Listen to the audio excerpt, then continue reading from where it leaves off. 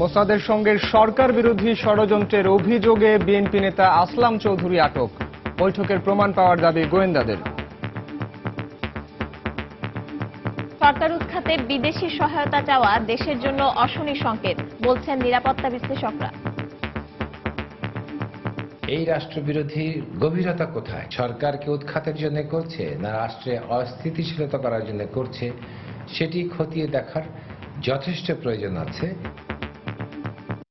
দেখছিলেন সময়ের প্রধান শিরোনাম। সন্ধ্যা সময়ের সঙ্গে আছে আমি পারমিতা হিম এবং আমি সাইফুল রুদ্র। এবার অন্যান্য শীর্ষ সংবাদ। জিয়া চ্যারিটেবল ট্রাস্ট দুর্নীতি মামলায় বেগম জিয়ার 2 আবেদন উচ্চ আদালতে খারিজ। জয়কে নিয়ে কটূক্তি করায় তদন্তের নির্দেশ।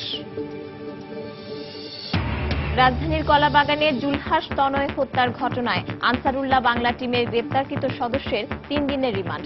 জড়িত 3 জনের পরিচয় পাওয়ার দাবি ডিএমপির। রিজার্ভ চুরির ঘটনায় সুইফট দায়ী, বাংলাদেশ ব্যাংকের কারো জড়িত থাকার প্রমাণ মেলেনি বললেন তদন্ত কমিটির প্রধান ডক্টর ফরাসউদ্দিন। আগামী বাজেটে ব্যবসায়ীদের ওপর 15% ভ্যাট চাপিয়ে দেওয়া হবে না, জানালেন বাণিজ্য মন্ত্রী। বিনিয়োগে বাধা হয় এমন কোনো কাজ করবে না সরকার। এবং খুলনা ও ফরিদপুর অঞ্চলে 48 ঘন্টার পরিবহন ধর্মঘটে সাধারণ মানুষের ভোগান্তি। সড়ক দুর্ঘটনায় তারেক মাসুদ ও মিশুক মুনির নিহতের ঘটনায় করা মামলা প্রত্যাহারের দাবি।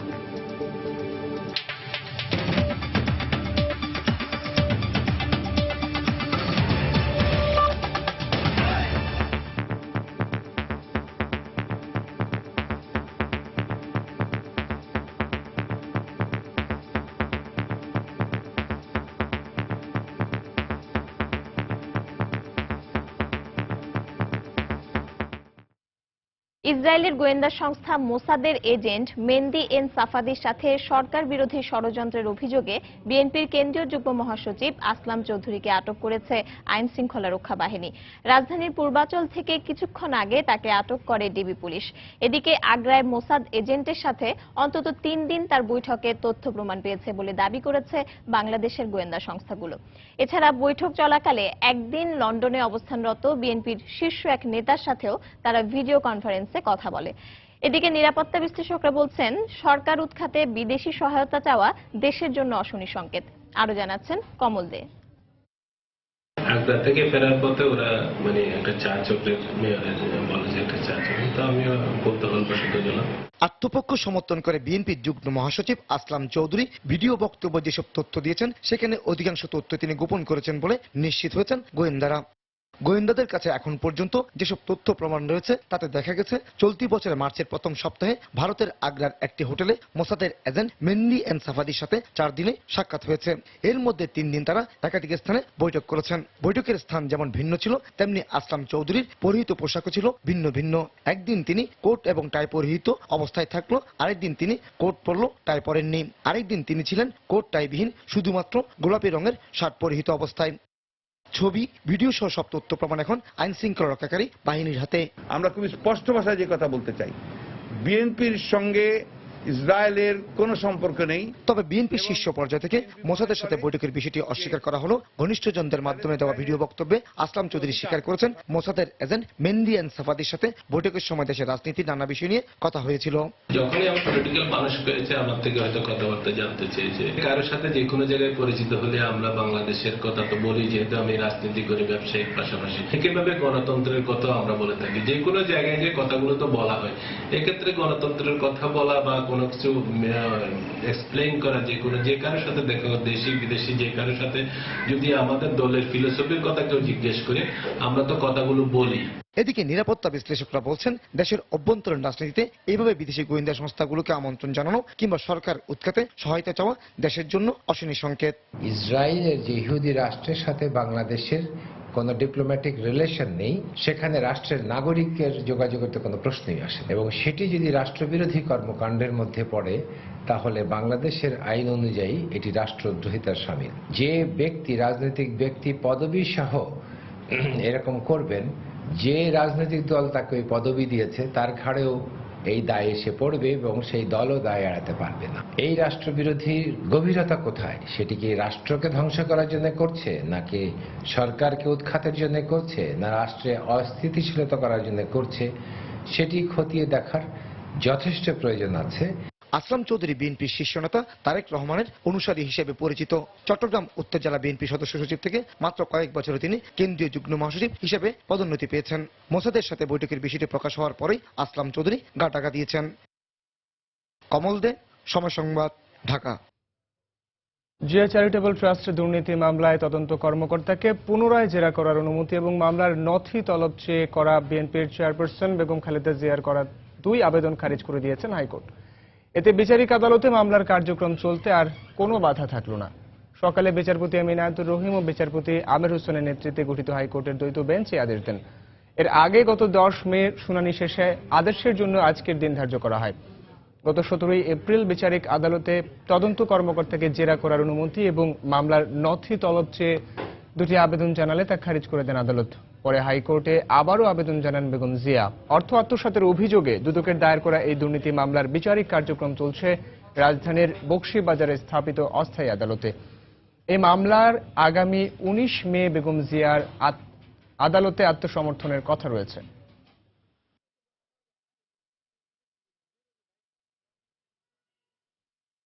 যেহেতু আবেদন খারিজ হয়ে গেছে, এখন পরবর্তী ধার্য তারিখে আগামী 19 মে মামলার 342 হতে আইনগত আর কোনো বাধা থাকলো না, আগেও ছিল না। কোর্টে 2টি রিভিশন দায়ের করেছিলাম। সেই 2টি রিভিশনের মামলা শুনানি শেষে আজকে 2টি রিভিশন মহামান্য হাইকোর্ট এটি খারিজ করে দিয়েছেন। আমরা এই ব্যাপারে উচ্চ আদালতে যাব। এদিকে প্রধানমন্ত্রীর তথ্য প্রযুক্তি বিষয়ক উপদেষ্টা ও তার ছেলে সজীব ওয়াজেদ জয়কে নিয়ে কটূক্তি করায় বিএনপি চেয়ারপারসন বেগম খালেদা জিয়ার বিরুদ্ধে তদন্ত করে ব্যবস্থা নিতে শাহবাগ থানার ভারপ্রাপ্ত কর্মকর্তাকে আদেশ দিয়েছেন আদালত। গত 1 মে ঢাকার সোহরাওয়ার্দী উদ্যানে শ্রমিক দল আয়োজিত এক অনুষ্ঠানে বেগম জিয়া জয়কে নিয়ে কটূক্তি করেন। আজ এ বিষয়ে ঢাকা মহানগর হাকিম আদালতে মানহানির একটি মামলার জন্য আবেদন করা হয়। আবেদনটি করেন জননেত্রী পরিষদের সভাপতি ABM সিদ্দিকী। পরে মহানগর হাকিম আব্দুল্লাল মাসুদের আদালত তদন্তপূর্বক ব্যবস্থা নিতে শাহবাগ পুলিশকে নির্দেশ দেন।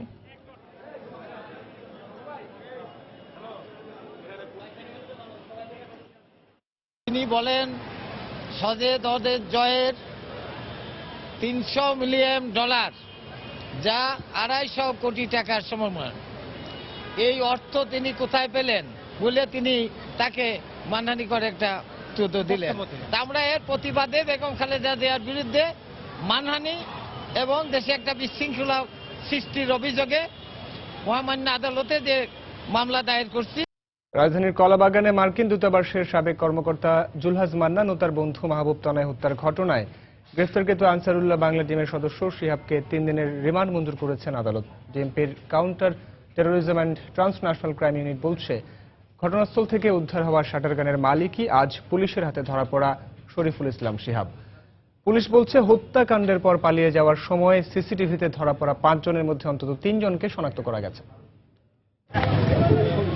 রোববার দুপুরে শরীফুল ইসলাম শিহাবকে গণমাধ্যমের সামনে হাজির করা হয়। ডিএমপির কাউন্টার টেরোরিজম ইউনিট জানায়, শনিবার কুষ্টিয়ায় অভিযানে গ্রেপ্তার হওয়া শিহাব 2015 সালে যোগ দিয়ে আনসারুল্লাহ বাংলা টিমের ওই জেলা শাখার নেতৃত্ব দিচ্ছিলেন। গত 25 এপ্রিল রাজধানীর কলাবাগানে নিজ বাসায় ঢুকে USAIDর সাবেক কর্মকর্তা জুলহাজ ও তার বন্ধু তনয়কে কুপিয়ে হত্যা করে 5 দুর্বৃত্ত। পরে পালিয়ে যাওয়ার সময় সিসিটিভির ক্যামেরায় ধরা পড়া 5 জনের মধ্যে শিহাব একজন কিনা তা নিশ্চিত নয় পুলিশ। এছাড়া শিহাব সরাসরি হত্যাকাণ্ডে অংশ নিয়েছিল নাকি এর পরিকল্পনা জড়িত ছিল তাও জানা যায়নি। তবে ঘটনাস্থল থেকে উদ্ধার হওয়া 2টি আগ্নেয়াস্ত্রের একটির মালিক যে শিহাব সে সম্পর্কে প্রমাণ পাওয়ার দাবি করছে কাউন্টার টেরোরিজম ইউনিট। প্রাথমিক জিজ্ঞাসাবাদে সে এই 5 জনের ভিতরে থাকার বিষয়টি স্বীকার করেনি, কিন্তু তাকে জিজ্ঞাসাবাদ অব্যাহত আছে এবং আমাদের ধারণা এই 5 জনের ভিতরে না থাকলেও ব্যাকআপ পেয়ে সে ছিল এবং সে ইতিমধ্যেই স্বীকার করেছে যে প্রাপ্ত একটি অস্ত্র সেটি সেটির মালিক সে। এছাড়া এই হত্যাকাণ্ড সম্পর্কে সে গুরুত্বপূর্ণ তথ্য দিয়েছে, সেই তথ্যগুলো আমরা যাচাই বাছাই করছি এবং আমাদের অন্যান্য সূত্র থেকে প্রাপ্ত তথ্যগুলো মিলিয়ে দেখছি। কাউন্টার টেরোরিজম ইউনিট প্রধান জানিয়েছেন, সিসিটিভিতে ধরা পড়া 5 জনের 3 জনকে শনাক্ত করা গেছে। এছাড়া জানা গেছে, প্রায় 2 মাস ধরে প্রস্তুতির পর মূলত 1 বৈশাখ থেকেই জঙ্গিরা জুলহাজ ও তার বন্ধু তনয়কে হত্যার টার্গেট করে। রূপবান পত্রিকার মাধ্যমে সমকামী অধিকার আন্দোলনের কর্মী হিসেবে ইসলামের বিরুদ্ধে বিভ্রান্তি ছড়ানোর পাঠানোর অভিযোগে জুলহাজকে হত্যার সিদ্ধান্ত নেয় জঙ্গিরা। সমলিঙ্গের অধিকার আদায়ের বিষয়ে তারা কাজ করছিল এবং রূপবান পত্রিকার মাধ্যমে তারা তাদের মতে যে বিভ্রান্তি ছড়াচ্ছিল, ইসলামের বিরুদ্ধে বিভ্রান্তি ছড়াচ্ছিল, এটি এই কারণেই তারা তাদের যে হাইকমান্ড থেকে, অর্থাৎ তাদের যে স্ট্রাকচারাল হাইকমান্ড আছে সেই হায়ারার্কি থেকে তারা এই হত্যাকাণ্ডের নির্দেশ পায়। পুলিশ জানিয়েছে শিহাবকে নিয়ে কুষ্টিয়া, রাজবাড়ী, সিলেট সহ বিভিন্ন এলাকায় অভিযান চালিয়ে অনেক গুরুত্বপূর্ণ তথ্য পাওয়া গেছে বলে ওমর ফারুক, সময় সংবাদ, ঢাকা। বান্দরবানের নাইক্ষ্যংছড়িতে বৌদ্ধ মন্দিরে ভিক্ষু হত্যার ঘটনায় 2 রোহিঙ্গা সহ 3 জনকে গ্রেপ্তার করেছে পুলিশ। গতরাতে জেলার বিভিন্ন জায়গায় অভিযান চালিয়ে তাদের গ্রেপ্তার করা হয়। গ্রেপ্তারকৃত জিয়া ও আব্দুর রহিম মিয়ানমারের নাগরিক, অপরজন স্থানীয় ব্যক্তি ছামং চাক। এর আগে গত সন্ধ্যায় নিহতের ছেলে অজ্ঞাতনামা কয়েকজনকে আসামি করে নাইক্ষ্যংছড়ি থানায় একটি হত্যা মামলা দায়ের করেন। এদিকে ময়নাতদন্তের পর ভিক্ষু মং সু ইউর লাশ নাইক্ষ্যংছড়ি নিয়ে যাওয়া হয়েছে। শুক্রবার রাতে বিহারের পাশে একটি মেডিটেশন কেন্দ্রে দুর্বৃত্তদের হাতে খুন হন প্রধান ভিক্ষু মং সু ইউ। গতকালই ঘটনাস্থল পরিদর্শন করেন পার্বত্য চট্টগ্রাম বিষয়ক প্রতিমন্ত্রী বীর বাহাদুর এবং এসপি মিজানুর রহমান। হত্যার সাথে জড়িত বাকিদের গ্রেপ্তারে অভিযান চলছে বলে জানিয়েছে পুলিশ।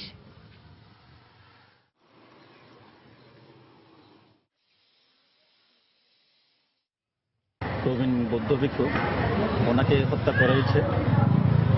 তো এই হত্যাকাণ্ডের সাথে যারাই জড়িত থাকুক, আমি চাই হচ্ছে তাদের দৃষ্টান্তমূলক শাস্তি হোক।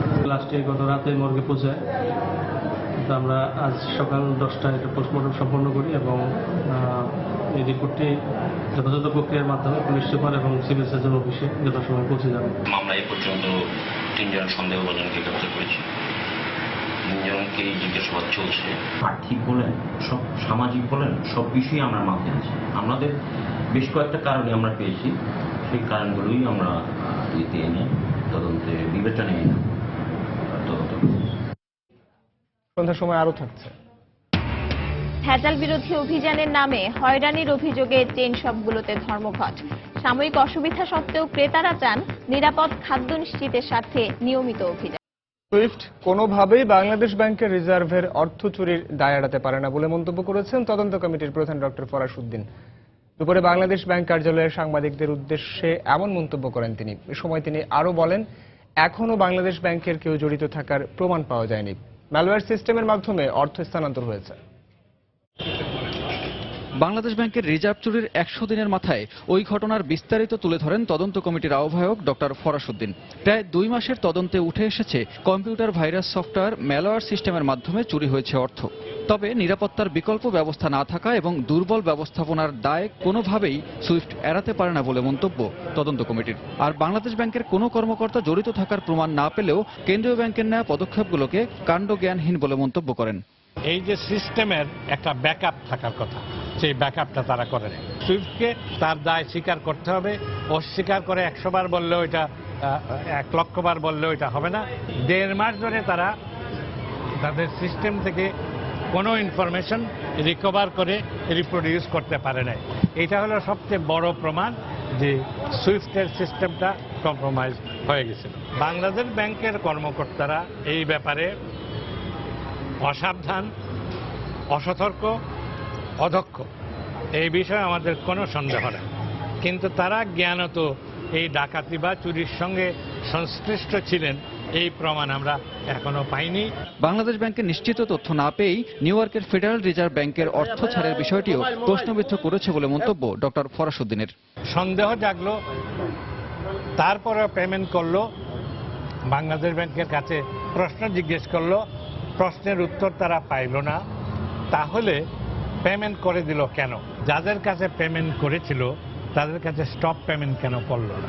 তবে সমন্বিত উদ্যোগ নিলে ফিলিপিন্সের 5 কোটি 20 লাখ ডলার উদ্ধার হবে বলে মনে করেন তিনি। মামলা মোকদ্দমা করে আমরা সমন্বিতভাবে চেষ্টা করলে বোধহয় সিংহভাগ অর্থ উদ্ধার করতে পারবো। 4 ফেব্রুয়ারি বাংলাদেশ ব্যাংকের রিজার্ভ থেকে 10 কোটি 10 লাখ ডলার চুরি হয়। সানবীর রূপল, সময় সংবাদ, ঢাকা। বুলগেরিয়ায় অনুষ্ঠেয় গ্লোবাল উইমেন লিডার্স ফোরামে অংশ নেওয়ার পথে যাত্রা বিরতিতে অল্প কিছুক্ষণের মধ্যে লন্ডনে পৌঁছানোর কথা রয়েছে প্রধানমন্ত্রী শেখ হাসিনার। সকাল 10:30টায় হযরত শাহজালাল আন্তর্জাতিক বিমানবন্দর থেকে বাংলাদেশ বিমানের নিয়মিত ফ্লাইটে ঢাকা ছেড়ে যান প্রধানমন্ত্রী। এ সময় বিমানবন্দরে প্রধানমন্ত্রীকে বিদায় জানান সরকারের বিভিন্ন দপ্তরের মন্ত্রী, 3 বাহিনীর প্রধান সহ কয়েকটি দেশের কূটনৈতিকরা। লন্ডনে দুদিন অবস্থানের পর আগামী বুধবার বুলগেরিয়ার রাজধানী সোফিয়ায় উইমেন লিডার্স ফোরামে অংশ নেবেন তিনি। এ ফোরামের উদ্বোধনী অনুষ্ঠানে বাংলাদেশের প্রধানমন্ত্রী মূল বক্তা হিসেবে বক্তব্য দেবেন। আগামী শনিবার প্রধানমন্ত্রী শেখ হাসিনার দেশে ফেরার কথা রয়েছে।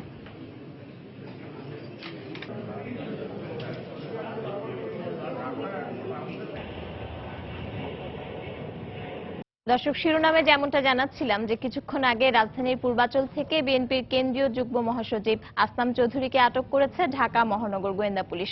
এই মুহূর্তে ডিবি পুলিশ কার্যালয়ে আছেন আমাদের সহকর্মী তানিন মেহেদী। সবশেষ তথ্য জানতে আমরা চলে যাব তার কাছে। তানিন।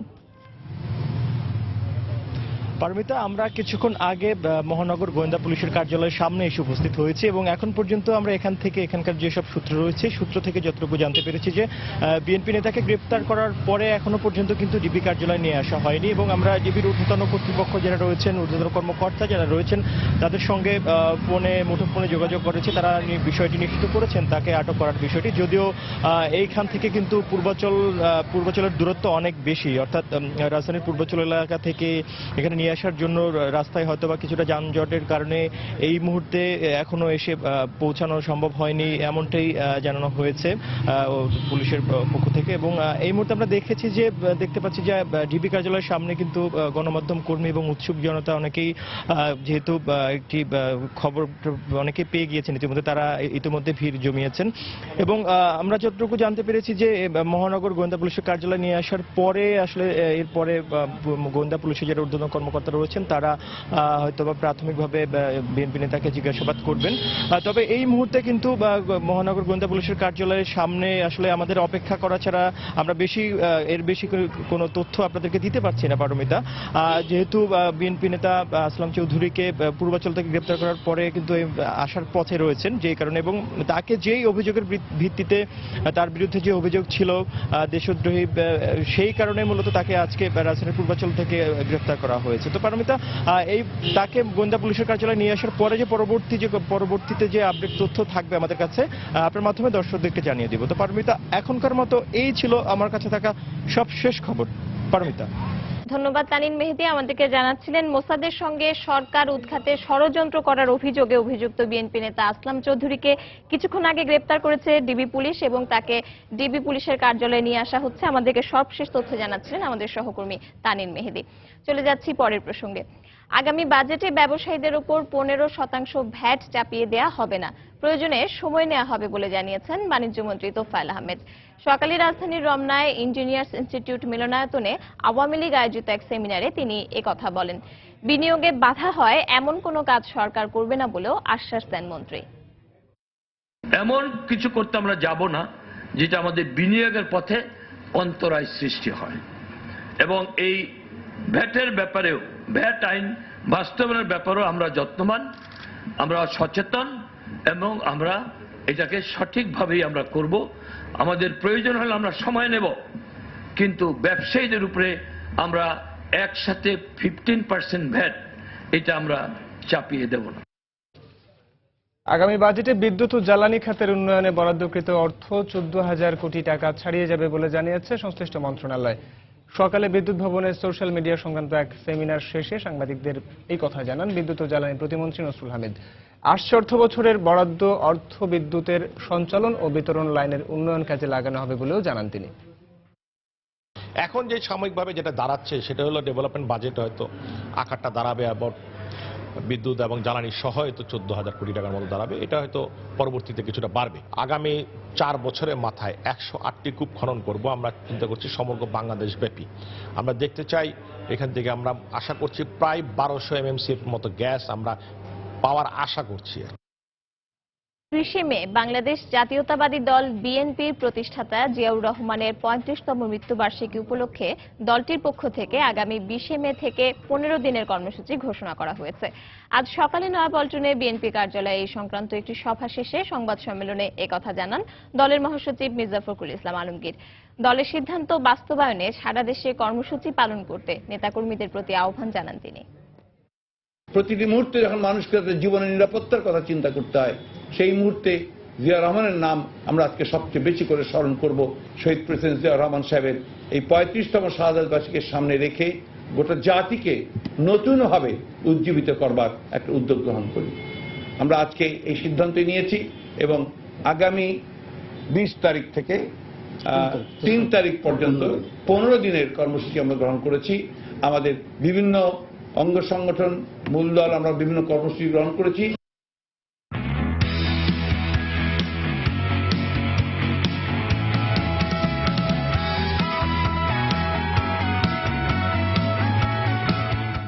আইপিএল এর খবর। আইপিএল এর 46তম ম্যাচে জয়ের জন্য কিংস 11 পাঞ্জাবের 180 রানের টার্গেটে ব্যাট করছে সানরাইজার্স হায়দ্রাবাদ। টস জিতে আগে ব্যাট করতে নেমে আমলার অসাধারণ ব্যাটিংয়ে 4 উইকেট হারিয়ে 179 রান সংগ্রহ করে পাঞ্জাব। জবাবে শেষ খবর পাওয়া পর্যন্ত হায়দ্রাবাদের সংগ্রহ 2 উইকেটে 114 run.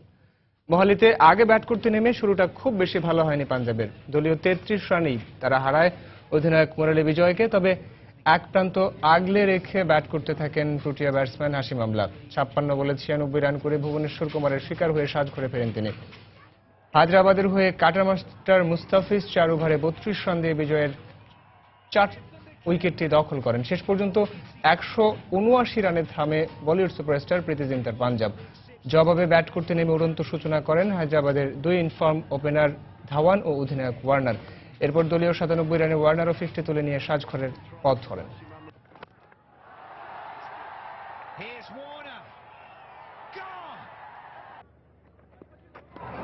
Maybe that's one of the reasons that he's winning, or is just that the favorable conditions for Sunrisers and Bhuvi?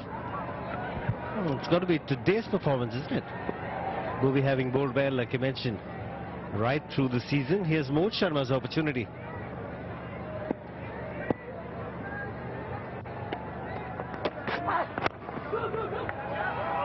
Bowlers for 2. পরিবহন মালিক ও শ্রমিকদের বিরুদ্ধে দায়ের করা মামলা প্রত্যাহারের দাবিতে খুলনা এবং ফরিদপুর অঞ্চলের বিভিন্ন জেলায় চলছে 48 ঘন্টার পরিবহন ধর্মঘট। মানিকগঞ্জের সড়ক দুর্ঘটনায় চলচ্চিত্রকার তারেক মাসুদ সহ 5 জন মৃত্যুর ঘটনায় করা মামলা সহ 2টি মামলা প্রত্যাহারের দাবিতে এই ধর্মঘটের ডাক দেওয়া হয়। ধর্মঘটের কারণে বাস চলাচল বন্ধ থাকায় ভোগান্তি পোহাচ্ছেন যাত্রীরা। আমাদের রিপোর্টার ও জেলা প্রতিনিধিদের পাঠানো তথ্য ছবি নিয়ে ডেস্ক রিপোর্ট। ধর্মঘটের কারণে ভোর 6টা থেকে খুলনার 18টি রুটে দূরপাল্লা ও আন্তঃজেলার যান চলাচল বন্ধ রয়েছে। সকালে সোনাডাঙ্গা বাস টার্মিনাল থেকে ঢাকা সহ অন্যান্য জেলায় কোনো বাস ছেড়ে যায়নি। এদিকে বাস চলাচল বন্ধ থাকায় টার্মিনালে আসা যাত্রীরা পড়েন বিপাকে। ইজি বাইক সহ অন্যান্য যানবাহনে গন্তব্যে রওনা দেন অনেকে। দুদিনের এই কর্মসূচির পরও দাবি আদায় না হলে আরও কঠোর আন্দোলনে যাওয়ার হুঁশিয়ারি দেন পরিবহন মালিক সমিতির নেতারা। আজকে জানি না যে এখানে যে গাড়িতে যাওয়া যাবে কি যাবে না। এখানে আসছে শুনলাম যে গাড়ি যাবে না। গাড়িতে উঠেছে, টিকিট কাটছে, টিকিট কাটতে উঠে বসাইয়া আবার নামাই দিছে। কষ্ট করে যাইতে হইতেছে, এখন আর টাকা বেশি লাগলো যাইতে হইবেই। এই দুদিনে যদি এটার কোনো সমাধান না আসে, আমরা কেন্দ্রীয় কমিটির সাথে আলাপ করে দেশব্যাপী কর্মসূচিদের বৃহত্তর কর্মসূচি দিব। এদিকে ধর্মঘটের কারণে যশোর বাস টার্মিনাল থেকেও অভ্যন্তরীণ ও দূরপাল্লার কোনো যানবাহন ছেড়ে যায়নি। এছাড়া বন্ধ রয়েছে পণ্যবাহী ট্রাক চলাচলও। ধর্মঘটে যান চলাচল বন্ধ থাকায় ভোগান্তিতে পড়েন যাত্রীরা। 17 তারিখে মাস্টার্স ফাইনাল পরীক্ষা, তো আজকে 15 তারিখে আমাকে যেতে হবে। 2 দিন 48 ঘন্টার হরতাল, কিন্তু এই অবস্থায় কিভাবে যাব? কোনো গাড়ি নেই, এটা আমাদের জন্য খুব সমস্যা। তো যেতে হবে তো কোনো অবস্থা হলে। একটা ড্রাইভার যদি অ্যাক্সিডেন্ট করে, গাড়ি দুর্ঘটনা ঘটতেই পারে, তার জন্য যে ড্রাইভারের ফাঁসি হবে এটা কোনো আইনে আসে না। অন্যদিকে খুলনা বিভাগের পরিবহন মালিক শ্রমিক ঐক্য পরিষদের ডাকা ধর্মঘটের সঙ্গে একাত্মতা ঘোষণা করে ফরিদপুর অঞ্চলেও ধর্মঘটের ডাক দিয়েছে জেলার পরিবহন মালিক শ্রমিক সংগঠন। এছাড়া মানিকগঞ্জ, বাগেরহাট, সাতক্ষীরা ও ঝিনাইদহ সহ দেশের দক্ষিণ পশ্চিমাঞ্চলের বিভিন্ন জেলায় চলছে 48 ঘন্টার পরিবহন ধর্মঘট। মনিরুজ্জামান প্রান্ত, সময় সংবাদ। দেশে বিদেশে যারা বর্তমান সরকারের ভাবমূর্তি নষ্ট করার চেষ্টা করছে তাদেরকে প্রতিহত করতে প্রবাসীদের প্রতি আহ্বান জানান খাদ্যমন্ত্রী অ্যাডভোকেট কামরুল ইসলাম। রোববার সকালে ফ্রান্সের শার্দুগোল বিমানবন্দরে পৌঁছানোর পর নেতাকর্মীদের উদ্দেশ্যে তিনি একথা বলেন। দেশকে এগিয়ে নিতে এবং প্রধানমন্ত্রী শেখ হাসিনার নেতৃত্বে আওয়ামী লীগ সরকারকে আরও শক্তিশালী করতে প্রবাসী বাঙালিদের প্রতি আহ্বান জানান তিনি। বিমানবন্দরে খাদ্যমন্ত্রীকে ফুল দিয়ে স্বাগত জানান ফ্রান্সে নবগঠিত আওয়ামী লীগের সভাপতি মহসিন উদ্দিন খান ও সাধারণ সম্পাদক দিলওয়ার হোসেন সহ দলের নেতৃবৃন্দ।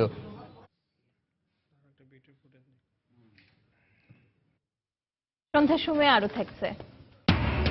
ঢাকা প্রিমিয়ার লিগ ক্রিকেটে 9 জনের বিরুদ্ধে সন্দেহজনক বোলিং অ্যাকশনের অভিযোগ আনুষ্ঠানিকভাবে জানানো হবে বিসিবির ক্রিকেট অপারেশনসকে।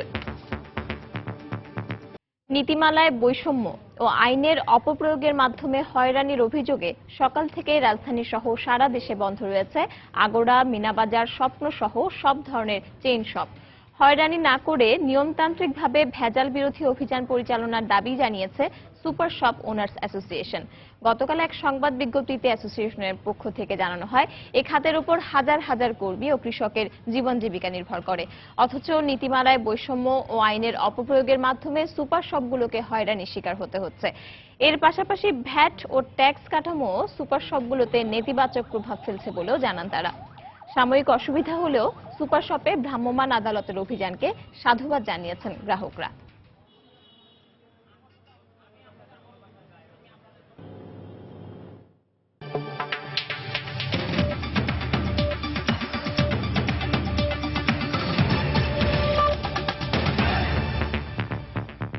ইরাকের রাজধানী বাগদাদের একটি গ্যাস প্ল্যান্টে আইএসের আত্মঘাতী হামলায় অন্তত 14 জন নিহত হয়েছেন। এদের মধ্যে 6 জনই ছিল আত্মঘাতী হামলাকারী। এ ঘটনায় আহত হয়েছেন আরও অন্তত 20 জন। রোববার সকালে বাগদাদের উত্তরাঞ্চলীয় তাজি এলাকার একটি গ্যাস প্ল্যান্টের প্রবেশপথে 3টি আত্মঘাতী গাড়ি বোমার বিস্ফোরণ ঘটানোর মাধ্যমে এই হামলা চালানো হয়। এ সময় আরও অন্তত 6 জন আত্মঘাতী হামলাকারী শরীরে বাঁধা বোমার বিস্ফোরণ ঘটালে কয়েকটি গ্যাস ট্যাঙ্কও বিস্ফোরিত হয় বলে জানান প্ল্যান্টের কর্মকর্তারা। নিহতদের মধ্যে বেশিরভাগই গ্যাস প্ল্যান্টের শ্রমিক হলেও নিরাপত্তা বাহিনীর কয়েকজন সদস্য ছিলেন বলে জানা গেছে।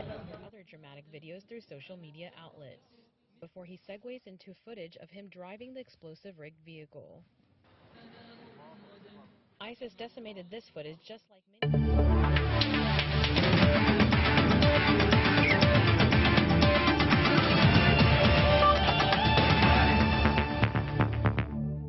ঢাকা প্রিমিয়ার লিগ ক্রিকেটে 9 জনের বিরুদ্ধে সন্দেহজনক বোলিং অ্যাকশনের অভিযোগ উঠেছে। শুধু তাই নয়, এদের মধ্যে 4 জন বোলারের বিরুদ্ধে 3 বার করে অভিযোগ দিয়েছেন ম্যাচ রেফারি। সময় সংবাদকে এমনটাই জানিয়েছেন আম্পায়ার্স কমিটির চেয়ারম্যান নাজমুল করিম টিঙ্কু। সবকিছু ঠিক থাকলে প্রিমিয়ার ক্রিকেটের সুপার লিগের আগে বিসিবির ক্রিকেট অপারেশনসের কাছে আনুষ্ঠানিকভাবে অবহিত করা হবে বলেও জানান নাজমুল করিম। অ্যাকচুয়ালি আমি নামটা বলতে রাজি না, এরকম আরো অলরেডি 3-4 জন আছে যারা 3 বার অলরেডি তারা ওয়ান বলবো না ঠিক, এটা ওই ম্যাচ ম্যানেজার কর্তৃক রিপোর্ট হয়েছে তাদের নাম। কোনো বিশেষ একজনের কথা বলতে চাই না। টোটাল আমি আপনাকে যা বলেছি তাতে প্রায় 8-9 জন রিহ্যাবিলিটেশন ক্যাম্পে বা তার আগে আমরা প্লেয়ারদের ওয়ার্ন করব টু কারেক্ট ইউর অ্যাকশন, না হলে লিগের পরে আমাদের রিহ্যাবিলিটেশন ক্যাম্পে যেতে হবে। আমরা শুধু ম্যাচ ম্যানেজারের রিপোর্টের উপরে ভিত্তি করেই এটা করবো না, সাথে সাথে যাচাই বাছাই করবো। সন্ধ্যার সময়ের এই পর্যায়ের শীর্ষ সংবাদ জানিয়ে দিচ্ছি আরেকবার। মোসাদের সঙ্গে সরকার বিরোধী ষড়যন্ত্রের অভিযোগে বিএনপি নেতা আসলাম চৌধুরী আটক। গোপন বৈঠকের প্রমাণ পাওয়ার দাবি গোয়েন্দাদের। জিয়া চ্যারিটেবল ট্রাস্ট দুর্নীতি মামলায় বেগম জিয়ার 2 আবেদন উচ্চ আদালতে খারিজ। জয়কে নিয়ে কটূক্তি করায় তদন্তের নির্দেশ। রাজধানীর কলাবাগানের জুলহাস তনয় হত্যার ঘটনায় আনসারুল্লাহ বাংলা টিমের গ্রেপ্তারকৃত সদস্যের 3 দিনের রিমান্ড। জড়িত 3 জনের পরিচয় পাওয়ার দাবি ডিএমপির। রিজার্ভ চুরির ঘটনায় সুইফট দায়ী, বাংলাদেশ ব্যাংকের কারো জড়িত থাকার প্রমাণ মেলেনি বললেন তদন্ত কমিটির প্রধান ডক্টর ফরাসউদ্দিন। এবং আগামী বাজেটে ব্যবসায়ীদের উপর 15% ভ্যাট চাপিয়ে দেওয়া হবে না, জানালেন বাণিজ্যমন্ত্রী। বিনিয়োগে বাধা হয় এমন কাজ করবে না সরকার। এই ছিল সন্ধ্যার সময়। যে কোনো খবর পেতে ভিজিট করুন সময়নিউজ.টিভি। সঙ্গে থাকুন সময়।